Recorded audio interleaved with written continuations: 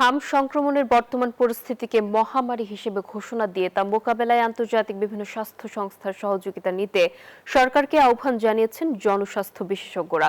তারা বলছেন, অল্প সময়ের মধ্যে যেভাবে দ্রুত গতিতে শিশুদের মধ্যে এই রোগের জীবাণু ছড়াচ্ছে, পূর্ব প্রস্তুতি না থাকায় তা মোকাবেলা সরকারের জন্য কঠিন হয়ে পড়েছে। শাহ আলী জয়ের রিপোর্টে বিস্তারিত। মৃত্যু পথযাত্রী সন্তানের সামনে অভিভাবকের এমন শূন্য দৃষ্টি কতটা করুণ হতে পারে, কতটা বেদনার হয় তা বলে বোঝানোর ভাষা হয়তো কারোই জানা নেই। তবে রাজধানীর শিশু হাসপাতালে এমন দৃশ্য চোখে পড়ছে নিয়মিতই। হামে আক্রান্ত শিশুদের নিয়ে সারা দেশ থেকে বাবা মায়েরা এখানে ছুটে আসছেন উন্নত চিকিৎসার জন্য। জ্বরের 5 দিন পরে হাম দেখা দিছে, বাচ্চা কোনো খানা খাইতো না। প্রথমে জ্বর এসেছিল, তারপরে হাম উঠেছিল, তারপরে শ্বাসকষ্ট, তারপরে ডবল নিউমোনিয়া হয়েছে।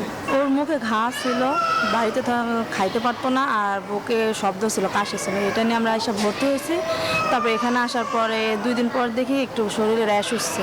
সরকারি হিসেব বলছে গত 15ই মার্চ থেকে হামে আক্রান্ত হয়ে মারা গেছে অন্তত 352 শিশু, আর আক্রান্ত হয়েছে প্রায় 50,000। শিশুদের মধ্যে হামের সংক্রমণ ছড়িয়ে পড়ছে ভয়াবহ দ্রুততায়। এই রোগ বিস্তারের একটি খণ্ডচিত্রের কথা জানালেন এই চিকিৎসক।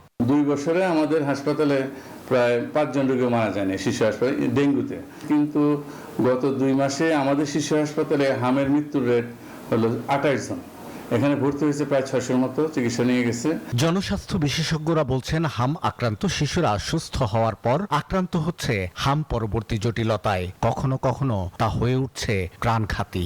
এখন যে রোগীগুলো আসতেছে এগুলি চিকিৎসাটা কিন্তু আমাদের চ্যালেঞ্জিং, এগুলো সবই জটিল, কমপ্লিকেটেড। ম্যাক্সিমাম এদের আইসিইউর প্রয়োজন হচ্ছে, কিন্তু আমাদের আইসিইউ তো সংকট আছে, জানেন। এ সম্পর্কে বিশ্ব স্বাস্থ্য সংস্থার একটি পরিষ্কার গাইডলাইন এবং সংজ্ঞা রয়েছে।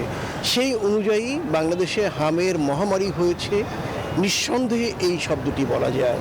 আমরা চাইব বাংলাদেশ সরকার বৈশ্বিক যে সংস্থাগুলো আছে তাদেরকে জানাক, তাহলে বাংলাদেশের নিজস্ব উদ্যোগের সাথে আন্তর্জাতিক উদ্যোগ মিলে কিন্তু হামের মতো এই মহামারীটিকে এই মুহূর্তে প্রতিরোধের জন্য আমরা সর্বশক্তি দিয়ে যুদ্ধ করতে পারব। শিশুদের বলা হয়ে থাকে জাতির ভবিষ্যৎ, কিন্তু টিকার অভাবে হামে আক্রান্ত হয়ে শত শত শিশুর এমন মৃত্যু কোনো উজ্জ্বল ভবিষ্যতের বার্তা বয়ে আনছে কি, এমন প্রশ্ন থেকেই যাচ্ছে। শাহ আলী জয়, নিউজ 24, ঢাকা।